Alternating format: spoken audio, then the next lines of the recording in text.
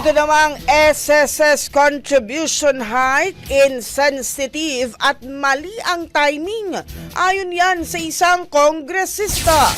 Brigada Haji Kaaminyo, ibrigada mo! Brigada Live Report. Binatikos ni House Assistant Minority Leader Arlene Brosas ang Social Security System o SSS matapos itaas ang contribution rate sa 15% sa pagpasok ng 2025. Ayon kay Brosas, malupit na regalo sa bagong taon ang contribution increase na lalong magpapahirap sa mga manggagawa na umaaray na sa mataas na presyo ng basic commodities at serbisyo. Sa halip na dagdag sahod, dagdag kaltasaan niya ang buena mano na ibinigay ng gobyerno sa mga manggagawa. Iginit din ito na maituturing na insensitive ang timing sa harap ng pagsipa ng presyo ng mga produkto at serbisyo.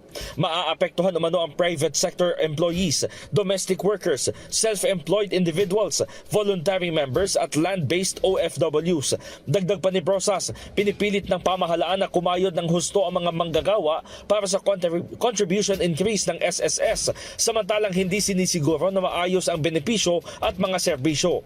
Ipinanawagan naman ng mambabatas ang suspensyon ng contribution hike at sa halip ay tutukan ang pagkakaloob ng wage increases at social services. In the heart of changing lives, ito si Brigada Haji Kaaminyo ng 105.1 Brigada News FM Manila, the Music and News Authority.